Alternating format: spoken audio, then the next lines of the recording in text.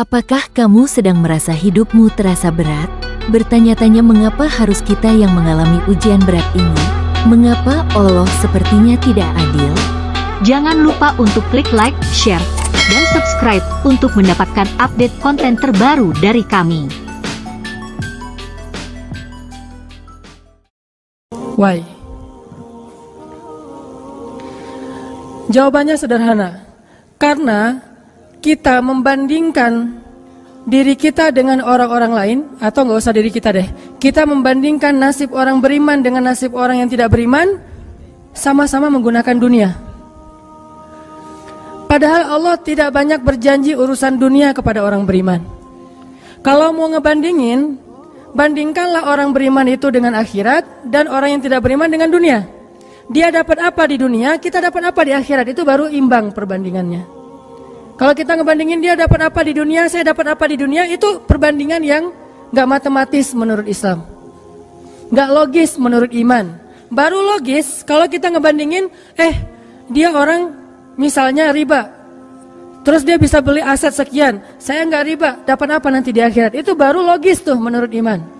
Cuman kalau kita hitung-hitungan, dia kok mengawali usahanya dengan cara riba, saya dengan cara yang lebih syar'i, kok dia dapat sekian aset saya enggak, ini secara hitung-hitungannya aja pertanyaannya udah salah sehingga tidak ada jawaban.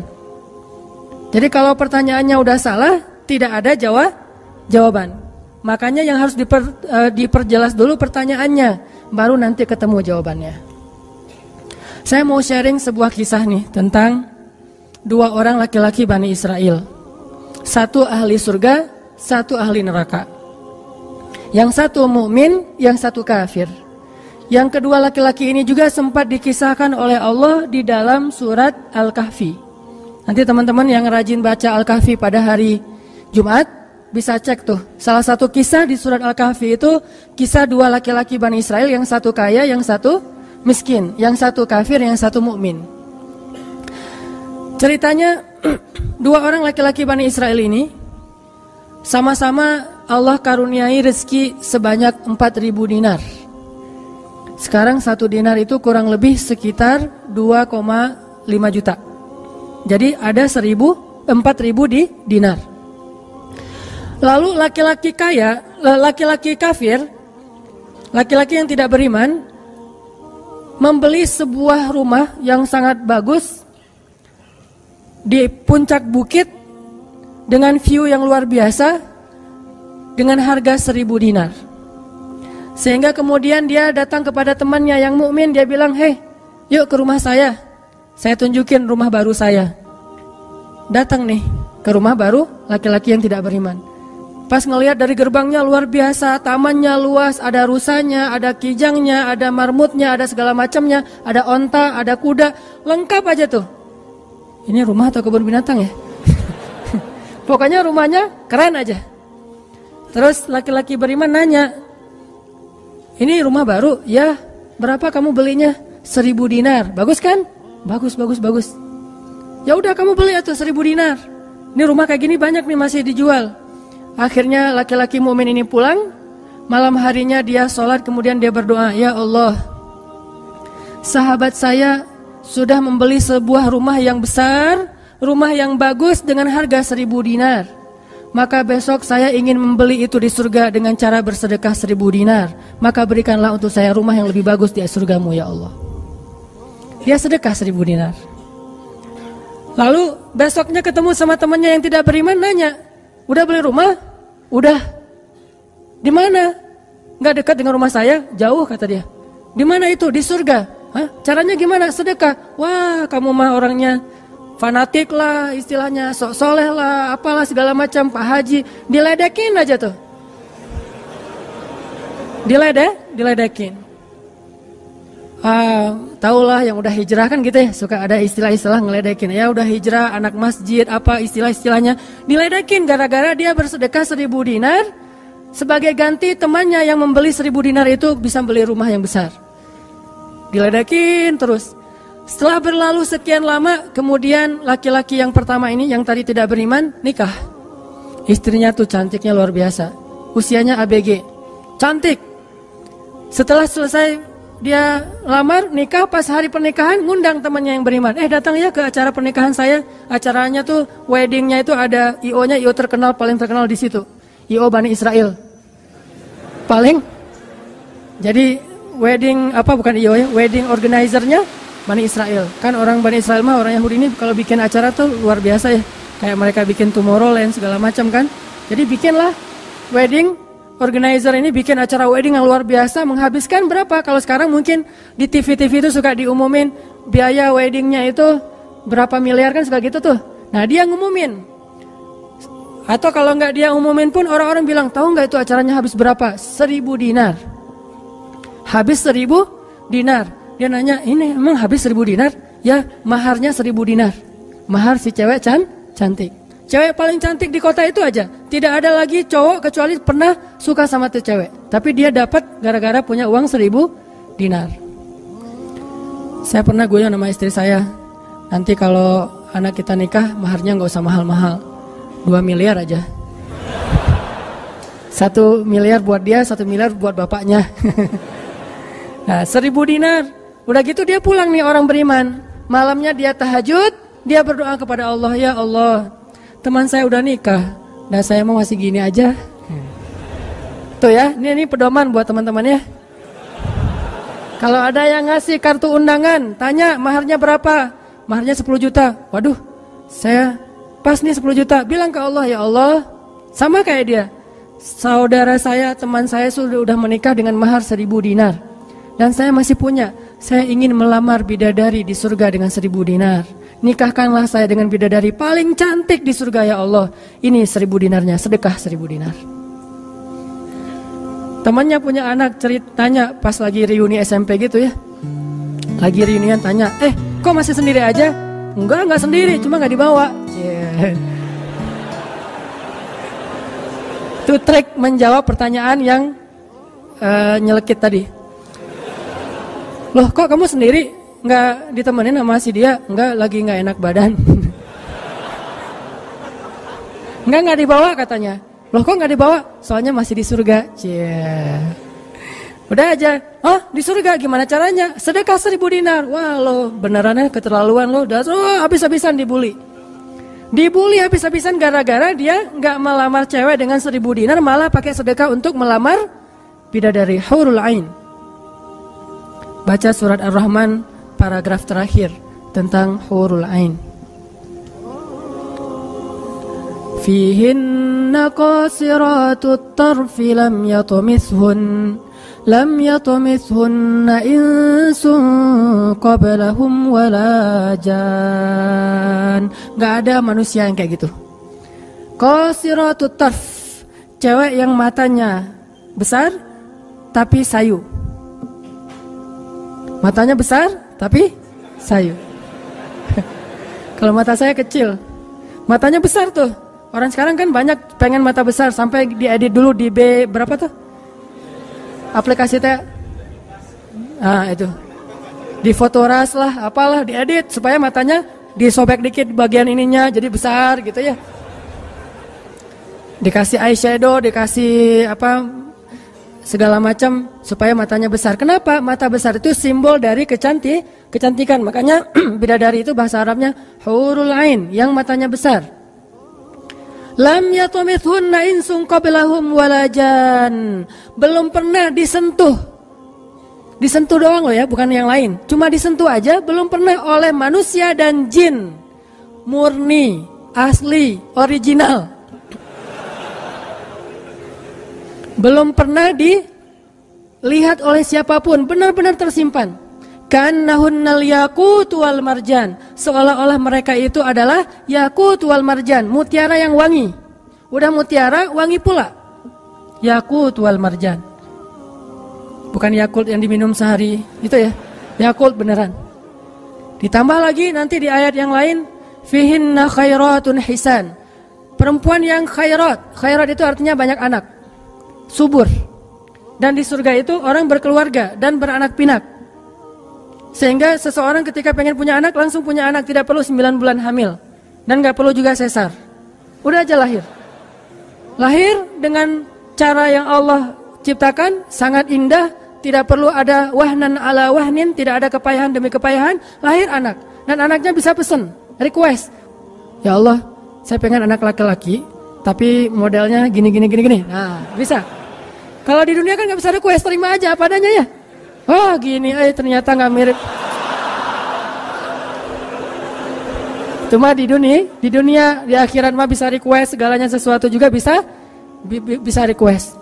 Udah aja kayak gitu, hurul ain. Sehingga dia tahu gimana pun cewek ini cantik, tidak pernah bisa mengalahkan satu hurul ain. Seandainya jemari hurul ain, jari kelingking doang dikeluarin dari surga ke dunia, maka cahaya matahari akan tertutup oleh cahaya jari kelingkingnya hurul ain. Kalau hurul ain sempat keluar dari surga, jatuh ke bumi, kau bidadari jatuh dari langit gitu kan ya. Nah, jatuh tuh ke bumi beneran, maka nafasnya, satu kali dia bernafas, semua manusia akan mati karena tergila-gila kepada dia.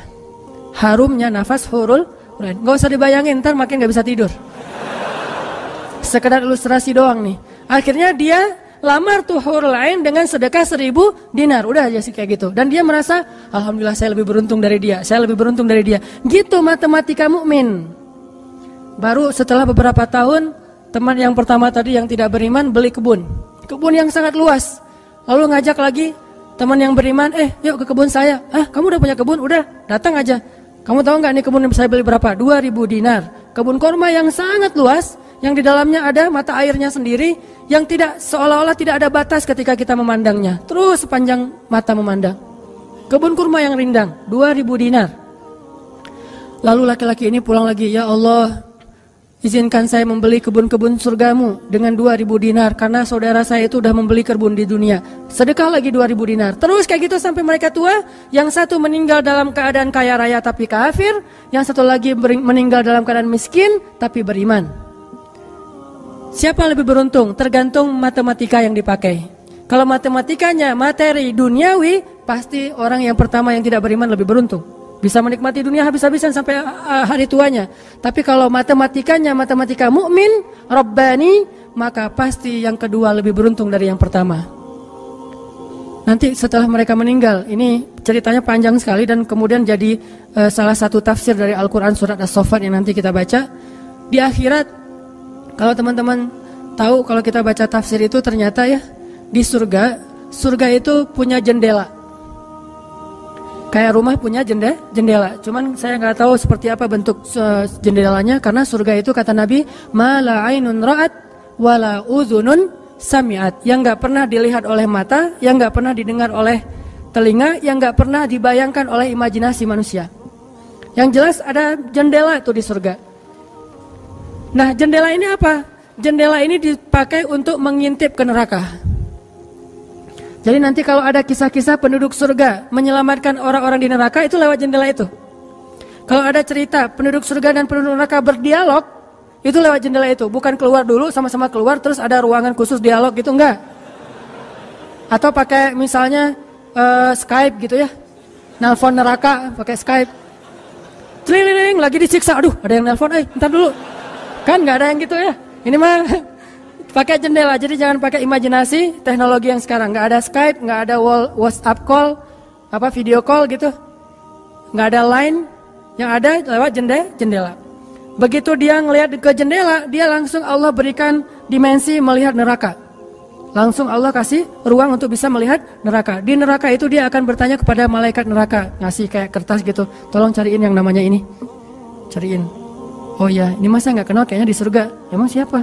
Hanan Ataki. Penduduk malaikat neraka mah nggak kenal. Amin. Aminin atuh. Mudah-mudahan semua kita tidak dikenal di neraka. Dikenal di surga insya Allah. Kalau ini mah nggak boleh heureuy. Ini serius nih mah. Udah aja ngasih nama gitu ya ke malaikat penjaga neraka. Kenal nama ini nggak? Oh ntar dulu nanya ke yang lain. Kenal nama ini nggak? Wah ada tuh yang di pojok sana tuh lagi dihabis-habisin sama malaikat. Udah malaikat yang itu bawain sini gitu. Pas dibawain ternyata itu adalah laki-laki tadi yang di dunia saling bersaing dalam memperkaya diri. Satu memperkaya diri di dunia ya, satu lagi memperkaya diri di akhirat. Bro, gimana nasib lo sekarang? Waduh, saya sekarang disiksa segala macam, dia ngaku kesalahannya. Loh lah kamu gimana? Dulu kamu katanya beli rumah di surga, terus nikah di surga, terus beli kebun di surga, udah dapat. Wah, bukan dapat lagi. Ternyata 1000 dinar itu bukan satu istana loh, bro. 1 dinar itu sekian ribu istana. Sekarang saya 1000 dinar, bayangin aja. Hah, gitu. Makin sakit kan ya? Makin nelangsa, makin stres. Udah di neraka stres pula, stroke lagi, kena kejang-kejang gitu. Enggak di neraka kejang-kejang aja enggak enak, stroke enggak enak, apalagi udah stroke-nya di neraka kan lebih enggak enak tuh. Orang kena penyakit jantung di dunia enggak enak, ini penyakit jantungnya di neraka lebih enggak enak lagi. Ini mah imajinasi saya. Sesuai dengan di Al-Qur'an surat As-Saffat, dialog antara penduduk surga dan penduduk neraka. Inilah teman-teman matematika untuk mengukur siapa lebih beruntung. Sehingga kita tidak perlu bertanya, kenapa? Why? Saya udah hijrah kok makin susah hidup saya. Dunia itu, akhirat enggak. Kalau kita mengukur amal kita hanya dengan dunia, kita bakal sering kecewa karena Allah tidak menilai dunia ini bahkan lebih ringan daripada 11 sayap nyamuk. Seandainya kata Nabi dunia ini di mata Allah ada harganya, pasti Allah nggak mau ngasih dunia kepada orang yang tidak beriman, nggak mau. Berhubung dunia ini tidak ada nilainya, Allah kasihlah kepada orang yang tidak beriman. Sedangkan yang bernilai, Allah simpan untuk orang yang beriman dan sabar. Pakai kacamata Rabbani, cara pandang Allah Subhanahu wa Ta'ala. Sehingga ketika kita hijrah, kita minta tolong kepada Allah urusan dunia, tetapi kita yakin kalau kita istiqomah, ikhlas, maka di akhirat wa ma indallahi khair. Itu harus jadi mantra yang kita ulang-ulang tuh. Kalau teman-teman lagi cemburu dengan dunia seseorang, bilang wa ma indallahi khair. Apa yang ada di sisi Allah lebih baik. Udah enggak jadi cemburu tuh. Saya pakai itu sebagai terapi buat diri saya sendiri. Kalau saya lagi ada rasa kayak kepengen apa yang orang punya, ada rasa iri, ada rasa cemburu, ada rasa kayak merasa orang lain lebih beruntung dari kita, saya selalu pakai mantra wa ma indallahi khair, wa ma indallahi khair, wa ma indallahi khair. Sehingga hilanglah rasa cemburu itu. Apa yang ada di sisi Allah lebih baik, apa yang ada di sisi Allah lebih baik, apa yang ada di sisi Allah lebih. Walal akhiratu khairul laka minal ula. Wal akhiratu khairu wa abqa. Akhirat lebih baik bagimu dan daripada dunia. Akhirat lebih baik dan lebih kekal. Itu aja yang kita ulang-ulang mantranya. Wa ma indallahi khair. Udah aja senyum. Kita yang istiqomah gini-gini aja, orang lain yang tidak istiqomah yang sudah melenceng jadi gitu. Ya udah, apa yang di sisi Allah lebih baik. Ada yang gara-gara misalnya dukun bertindak jadi nikah, kita bertindak sendiri nggak nikah misalnya ya, ya udah aja wa ma indallahi khair. Dan apa yang ada di sisi Allah itu bukan hanya akhirat tetapi juga dunia. Cuman Allah tidak memberikannya dalam waktu yang segera kepada mukmin karena Allah ingin melihat dulu ketabahan, kesabaran dan keistiqomahan kita. Matematika itu coba kita pakai dalam hidup. Kayak saya pernah dulu banget, awal-awal saya di Bandung masih senang usaha-usaha gitu sebelum ada dakwah. Kan pertama saya masuk ke Bandung bukan berdakwah. Lama-lama setelah lelah berusaha akhirnya berdakwah. Karena nggak mendapatkan kebahagiaan hanya dengan harta. Kan dulu saya pernah usaha bisnis pulsa yang saya pernah cerita. Ada 60 cabang pulsa saya di Bandung. Terus naik lagi bisnis jual beli mobil bekas. Beli, jual. Terus terakhir pernah main properti walaupun nggak sampai punya klaster, sampai punya perumahan, tapi 1-2 properti beli, jual lagi, perbaiki, jual dan segala macam. Waktu itu saya sempat hampir kegoda sama teman saya yang beli beberapa aset ruko di daerah Antapani. Dulu Antapani nggak seperti sekarang, masih murah-murah tuh rukonya. Dan kan cepat banget tuh perkembangan Antapani ya. Dia beli tuh 1 ruko di Antapani dengan DP, lalu dia cicil. Nah, cicilannya ini dibayar oleh yang kontrak. Kebetulan ruko dia dikontrak oleh warung Padang. Sehingga dia paling nambah-nambah dikit lah, walaupun yang nggak bisa utuh, tapi dia nambah-nambah dikit. Ini udah azan? Udah? Oh, nanti ceritanya next, insya Allah habis sholat isya. Barakallah. Bismillahirrahmanirrahim. Tadi sampai di mana teman-teman? Oh iya. Antapani ya, sampai Antapani. Nah waktu itu nggak ada basa-basi, langsung aja Bismillahirrahmanirrahim. Teman-teman kita lanjutkan. sampai di Antapani. Jadi teman saya tuh ada yang investasi dengan beli salah satu ruko di Antapani dengan cara nyicil DP, terus yang bayar cicilannya itu adalah yang ngontrak. Kalau nggak utuh pun dia tambahin sedikit lah, paling nambahin 500.000 sebulan. Setelah kurang lebih 3 tahun, akhirnya itu udah lunas, dia bisa nge-DP-in lagi yang baru. Setelah sekitar 5 tahun berjalan, saya ketemu lagi sama dia. Dia bilang, ini semuanya udah ruko saya nih. Udah ada sekitar 6 ruko yang dia punya. Dan setengahnya dipakai sama Alfamart. Sisanya dipakai ada warung Padang, ada apa di situ. Sehingga dengan cara dia bisa cepat berkembang. Saya di awal menganggap diri saya tuh agak-agak idealis. Anggapan pertama, waduh saya ini kayaknya terlalu idealis kali ya gitu. Mulai galau kan, mulai tidak istiqomah. Jangan-jangan saya terlalu kaku nih dalam agama. Lagi nyari-nyari dalil mana nih yang membolehkan gitu kan ya. Biasalah apalagi ustadz kan bisa ngotak-ngatik gitu kan. Sampai bisa menemukan dalil boleh, tapi nggak nemu. Akhirnya yang bisa menguatkan hati apa? Wa ma indallahi khair. Apa yang ada di sisi Allah lebih baik. Kalau mau kayak gitu mungkin sekarang saya udah punya juga beberapa ruko. Tapi karena nggak bisa dengan cara seperti itu, akhirnya ya punya itu aja dan tidak berkembang secara duniawi. Tetapi saya yakin mudah-mudahan dengan itu kita berinvestasi di akhirat. Makanya ini matematika harus jadi pola pikir kita, harus jadi mindset, persepsi kita dalam hitung-hitungan amal. Sehingga ketika kita belajar Islam, mulai bertaubat, mulai berhijrah, lalu Allah Subhanahu wa taala seolah-olah lebih memanjakan orang lain yang belum berhijrah, yang belum bertaubat daripada kita dengan dunia. Katakan wa ma indallahi khair. Apa yang ada di sisi Allah lebih baik. Katakan bahwa wal akhiratu khairun wa abqa. Akhirat lebih baik dan lebih kekal. Katakan walal akhiratu khairul laka minal ula. Dan akhirat itu lebih baik bagimu daripada dunia.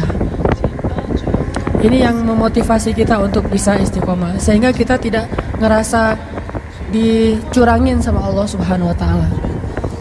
Karena Allah melihat balasan akhirat itu lebih baik daripada ngebalas di dunia. Sehingga Allah kalau sayang kepada seorang hamba, Allah menyediakan akhirat lebih besar daripada dunia untuk dia. Seandainya dunia itu adalah bentuk kasih sayang Allah, maka Allah sudah memberikan kekayaan dunia kepada semua nabi yang Allah cintai. Tapi nabi yang kaya itu sedikit. Rata-rata nabi itu susah hidupnya, apalagi setelah menjadi nabi. Nabi Muhammad sebelum jadi nabi hidupnya luar biasa kan? 40 tahun pertama, terutama 15 tahun pertama setelah menikah dengan Khadijah, gimana kehidupan Nabi Muhammad? Segalanya ada. Khadijah itu orang yang paling kaya, perempuan paling kaya di Mekah, menikah dengan Nabi Muhammad yang pintar dalam berdagang. Gak pernah Nabi rugi dalam berdagang. Jujur tapi untung. Sehingga selama 15 tahun Nabi mau traveling kemana aja bisa. Traveling ke Syam bisa. Traveling ke Yaman bisa. Syam dan Yaman itu jarak yang cukup jauh. Mau ngapain aja bisa. Punya ternak yang sangat banyak, punya kebun kurma yang luas sekali dan segala macam. Rumahnya rumah terbaik di kota Mekah. Hidup selama 15 tahun dalam kenikmatan. Begitu jadi nabi, langsung kayak terjun payung, cepat sekali. Sampai akhirnya Khadijah wafat ketika Nabi masih di Mekah dalam keadaan hampir tidak punya warisan apa-apa. Jadi kurang dari 13 tahun jatuh miskin, fakir. Sampai ketika hijrah ke Madinah, Aisyah curhat. Apa kata Aisyah? Di rumah Rasulullah itu lebih dari 1 bulan tidak ada asap di dapur. Dalam keadaan tidak pernah masak selama berbulan-bulan. Soalnya kalau kita mah beli warung Padang, jadi gak perlu masak ya. Kenapa itu rumah gak pernah masak? Yalah, soalnya dia punya warung, jadi masaknya di warung, tinggal dibawa aja ke rumah. Nabi benar-benar gak pernah masak tuh. Coba bayangin, pernah gak Nabi bilang gini ke Allah, Allah, lah saya kan kerjanya sama Allah, kok malah jadi kayak gini, hidup saya jadi susah gini. Enggak pernah Allah Nabi mengatakan demikian. Kenapa? Karena Nabi tahu logikanya. Nabi benar dalam menggunakan logika hitung-hitungannya. Nabi tahu matematikanya, sehingga Nabi nggak pernah mengeluh ke Allah, kok saya sejak jadi Nabi jadi susah Allah. Katanya saya kekasih Allah, kok saya diperlakukan kayak gini. Nggak pernah Nabi ngomong kayak gitu. Kalau Nabi aja kekasih Allah, malah jadi susah gara-gara jadi kekasih Allah secara duniawi, tidak pernah mengeluh. Terus siapa kita mau mengeluh dan menuduh Allah dengan tuduhan-tuduhan yang tidak benar? Apakah kita merasa bahwa setelah kita berhijrah, Allah harus memberikan kepada kita dunia yang di mata Allah tidak ada nilainya? Berarti kita meminta kepada Allah sesuatu yang tidak baik dan membuang sesuatu yang baik. Itulah yang dulu pernah dinasihatkan oleh Musa kepada Bani Israel di dalam surat Al-Baqarah. Coba teman-teman lihat di surat Al-Baqarah itu ayat 61.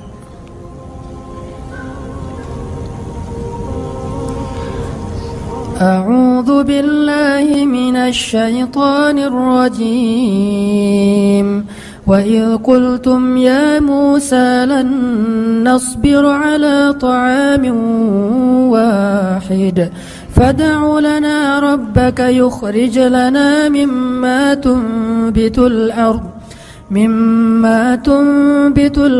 من بقلها وقثائها وفومها وعدسها وبصلها. Apa yang terjadi? Ketika orang-orang Bani Israel hijrah ke Palestina, lalu mereka mengeluh di Palestina karena setelah mereka hijrah, hidup mereka tidak menjadi lebih baik secara duniawi. Perasaan kata Bani Israel, sama aja deh. Sejak kita hijrah, sejak kita masuk agama Yahudi, sejak engkau datang Musa, sawa'un alaina, nasib kami sama aja nih. Sebelum kamu datang dan setelah kamu datang, nasib kami tetap aja susah wahai Musa. Ini logika Bani Israel. Makanya banyak Bani Israel itu yang kufur kepada Allah karena pakai logika ini. Logika 2 tambah 2 4. Itu logika Bani Israel. Kalau dalam urusan agama, beda kalau dalam urusan matematika. Jangan bilang, "Dek, 2 tambah 2 berapa?" 4. Bani Israel. Jangan. Itu mah matematika. Kalau dalam urusan agama itu logika Bani Israel. Mereka selalu menghitung-hitung itu dengan logika matematika duniawi. 2 tambah 2 4. Sehingga mereka selalu mengeluh, "Ya Musa, sama saja nasib kami engkau datang dan engkau tidak datang dulu. Sama-sama susah. Terus apa baiknya dengan kedatangan wahai Musa?" Mereka menghitung kebaikan itu hanya dari sisi materi saja. Padahal kedatangan Musa telah mengeluarkan mereka dari perbudakan kalau mau dihitung lebih jujur bahkan di urusan dunia. Kedua, dengan kedatangan Musa, mereka akhirnya diselamatkan dari kejahatan dan kekejaman Firaun yang membunuh anak laki-laki mereka dan memperbudak anak perempuan. Apakah mereka lupa? Afala ta'qilun ya Bani Israel? Tidakkah kalian berpikir wahai Bani Israel? Ditambah lagi dengan janji Allah untuk Bani Israel. Allah bukakan langit dan bumi untuk Bani Israel. Bayangin, Bani Israel lagi hijrah nih. Dari Mesir ke Palestina, di tengah jalan haus. Musa haus ngadu. Hashtag semuanya viral, haus Bani Israel. Hashtagnya haus. Akhirnya Nabi Musa berdoa kepada Allah, "Ya Allah, beri mereka air." Keluarlah mata air satu untuk Bani Israel yang ada 12 suku. Berapa? 12 gitu, lupa Ya gitu deh. Oh ini nih. Ya 12 isnata asyara aina, 12 suku. Pakai satu mata air. Udah gitu karena Bani Israel ini orangnya nggak bisa teratur hidupnya, suka nggak bisa ngantri, nggak bisa teratur, nggak sabaran. Pokoknya tamak aja. Begitu keluar satu mata air, mereka ada 12 suku berantem. Ini gua duluan nih. Siapa lo? Rame aja antara Bani Israel. Cuma bahasanya saya nggak ngerti, Ibrani. Bukan siapa lo. Udah aja gitu, rame sesama Bani Israel. Akhirnya mereka ngeluh lagi, "Musa, masa sih satu mata air? Nih rebutan nih, daripada kita nanti rame, daripada putus silaturahim, doain dong, minta 12 mata air." Nabi Musa berdoa lagi. Akhirnya keluar 12 mata air. Dimanja banget sama Allah. Udah keluar 12 mata air, mereka minum. Jalan lagi, "Musa, dari kemarin kita makannya perasaan roti wae. Gak ada daging gitu Musa?" Nanya daging.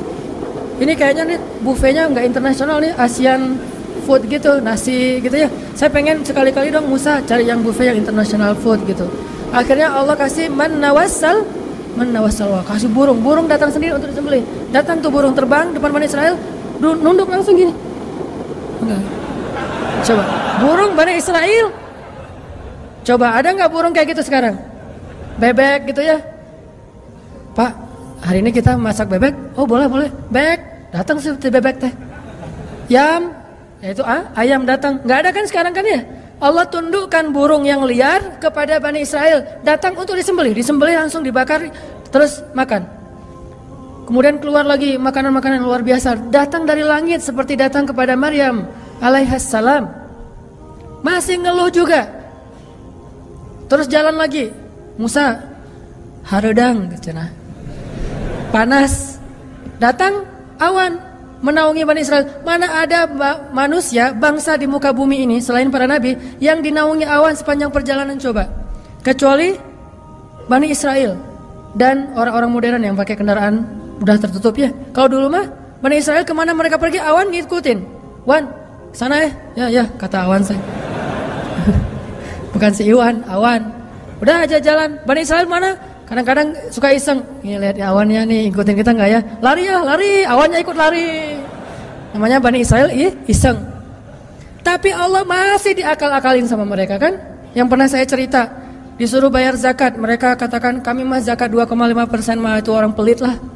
Kalau zakat mah nggak usah tanggung-tanggung 2,5%, 10% kan Islam 2,5%, Nasrani 10%, Bani Israel 100%. Hah? Sampai Musa aja kaget 100%. Benar gitu syariatnya 100%. Wah Musa 100% ya. Kami berani memberikan zakat 100%. Caranya gimana? Dikumpulin semua gandumnya, dilempar ke langit, terus dia bilang ya Allah ambil sesukamu, yang jatuh ke bumi itulah hak saya.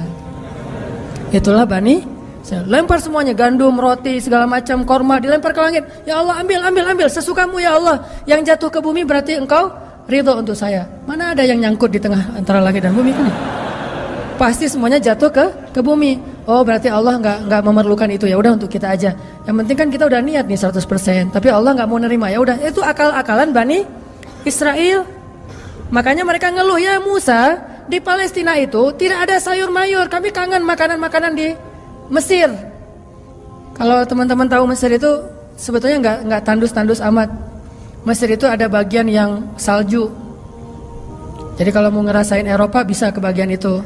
Ada yang bagian yang benar-benar padang pasir, ada yang bagian yang subur luar biasa. Nah, sampai mereka kangen dengan sayur-sayuran Mesir. Kangen dengan bayam, kalau di kita mah kangen dengan singkong, kangen dengan jengkol. Ya, pernah kangen jengkol?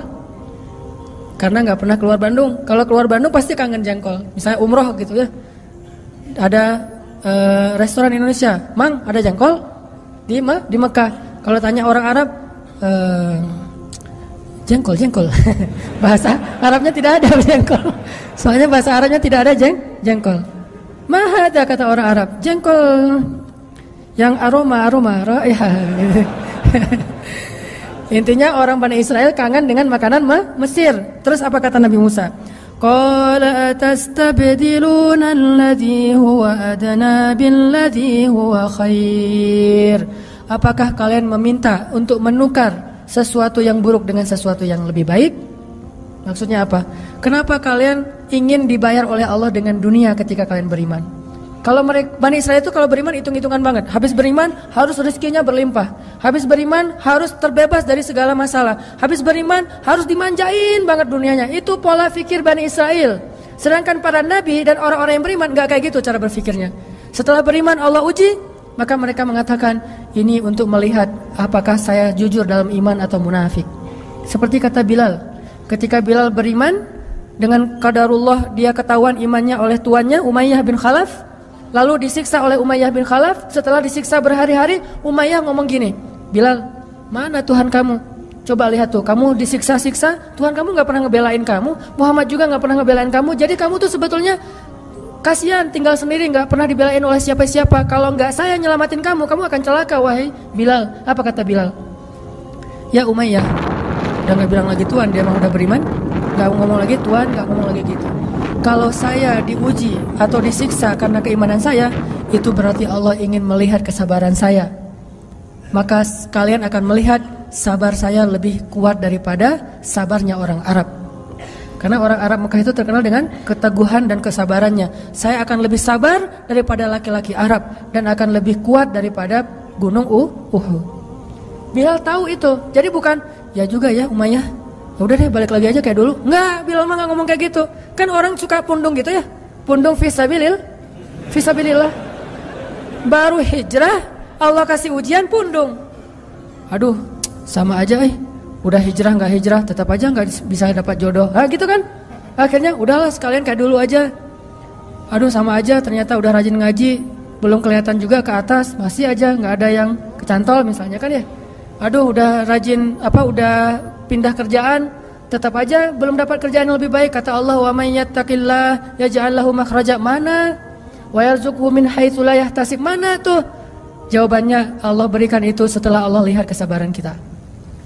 Kalau Allah belum melihat kesabaran kita, Allah nggak akan kasih apa yang Allah janjikan. Karena yattaqillah bukan hanya taubat tetapi sabar, itu satu paket. Takwa itu at-ta'ah was sabr, itulah takwa. Taat dan sabar, itulah takwa.